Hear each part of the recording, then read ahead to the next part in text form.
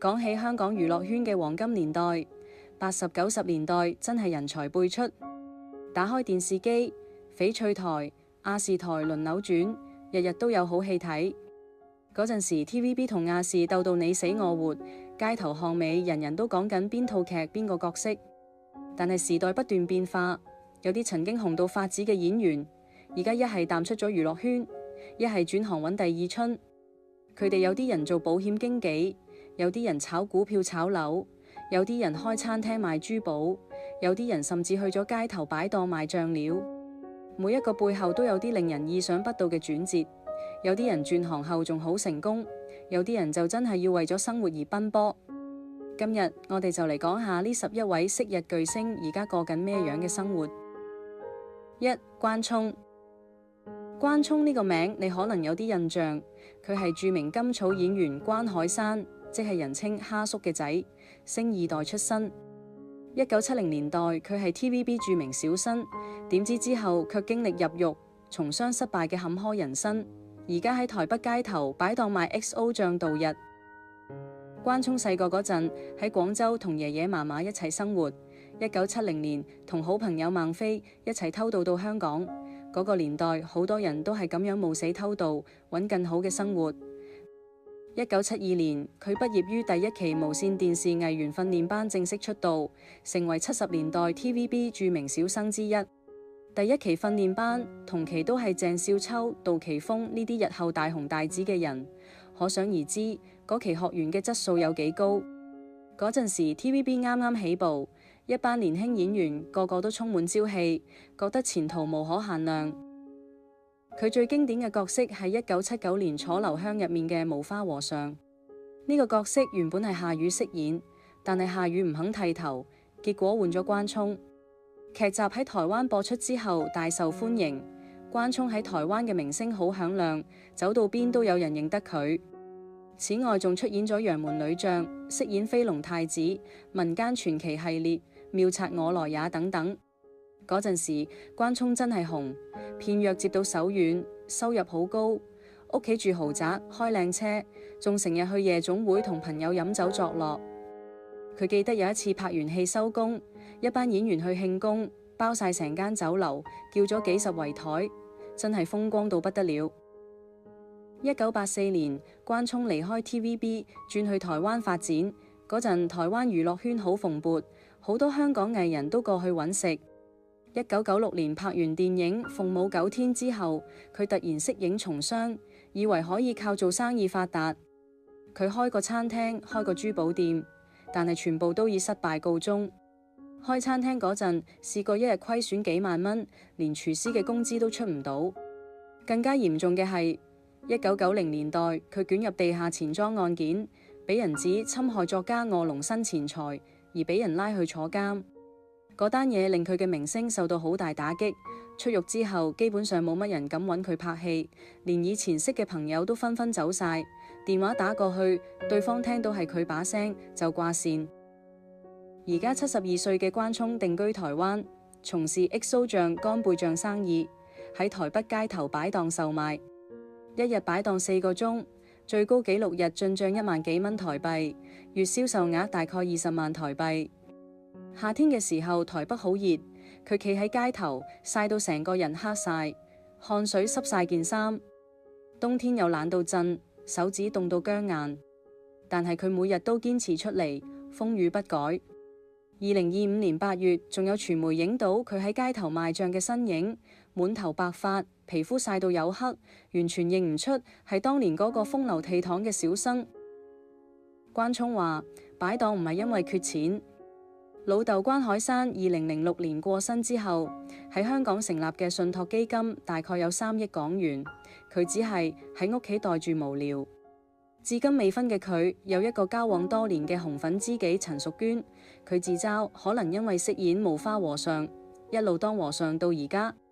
平時打拳健身、打麻將，每日瞓覺之前飲1小杯高粱酒，心態好豁達。有記者問佢後唔後悔當年嘅選擇，佢笑住話：人生就係咁，有起有跌，最緊要而家瞓得着、食得落，呢個就已經好好。2. 楊琪。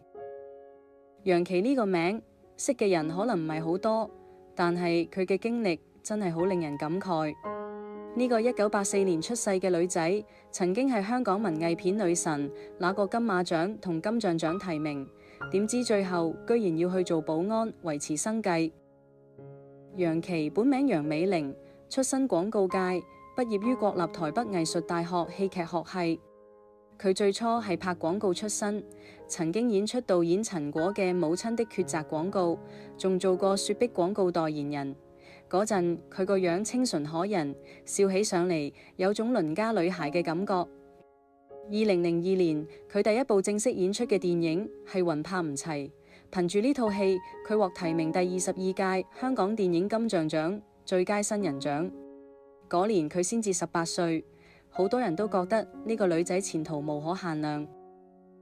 2004年，佢因為拍攝電影20、30、40認識導演張艾嘉，更加憑住套戲獲提名台灣電影金馬獎、香港電影金像獎同埋香港電影金紫荊獎之最佳女配角。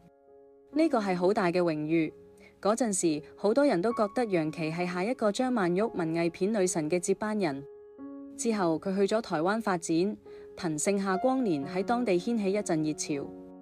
2007年，佢仲獲得由香港電台主辦、香港電影金像獎協會協辦嘅香港特區10週年電影選舉中最具潛質女演員獎。嗰陣時，佢真係覺得自己會喺演藝圈發光發亮，做一輩子演員。2012年，佢加盟香港電視網絡 HKT5，喺多套劇集擔任女主角，包括《童話戀曲20休3休4》、《導火新聞線》、《三面型醫》等等。嗰陣 HKT5 剛剛成立，好多人都覺得係 TVB 嘅強勁對手，楊琪都對未來充滿期待。點知2013年 HKT5 申請免費電視牌照失敗，未能開台。呢個消息對所有 HKT5 藝人嚟講都係晴天霹靂，大家辛辛苦苦拍咗咁多套劇，結果連播都冇得播。楊琪約滿之後變成自由身，但係香港娛樂圈嘅機會越嚟越少，佢拍唔到戲，只能靠做兼職維持生活。佢做過餐廳服務員、廚房、花店等等，咩嘢都做過。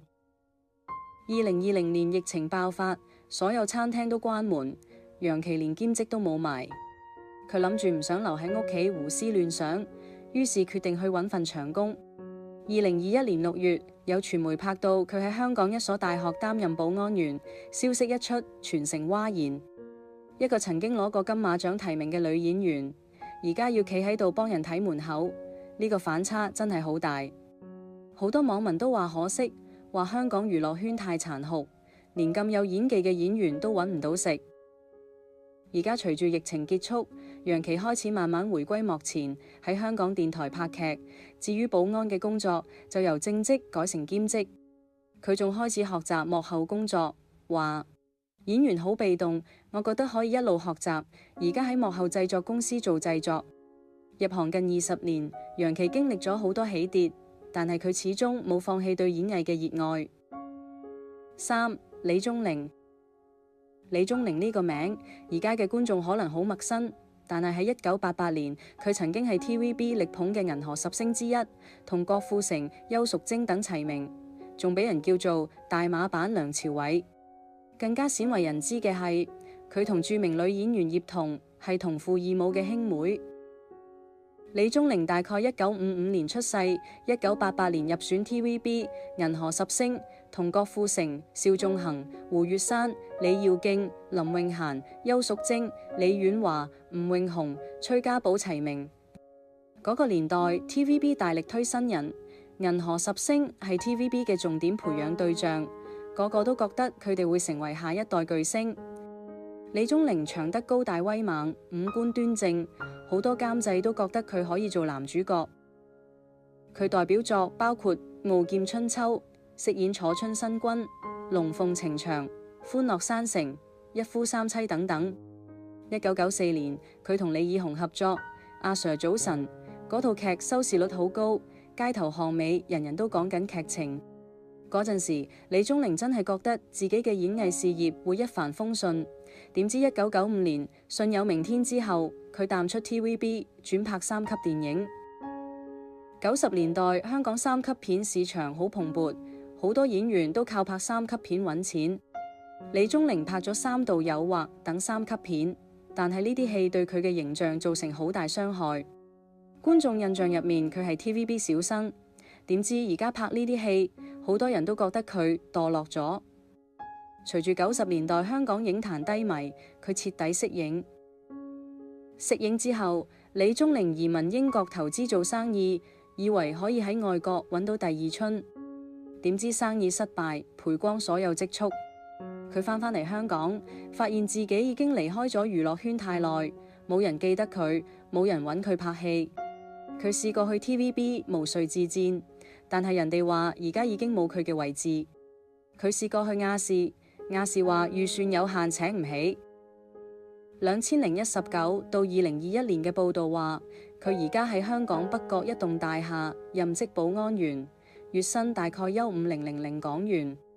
至今未婚，無兒無女嘅佢接受訪問嗰陣話，靠自己真係好開心。佢冇怨天尤人，冇埋怨命運不公，只係平靜咁接受而家嘅生活。佢同同父異母嘅妹妹葉童，據葉童透露，一生只係見過3次面，兩個人嘅人生軌跡完全唔同，一個係 TVB 當家花旦，一個係大廈保安員。有記者問佢點解唔去揾葉童幫手，佢話：我哋本身就唔熟，點解要麻煩人哋？呢種骨氣令人尊敬，但係都令人心酸。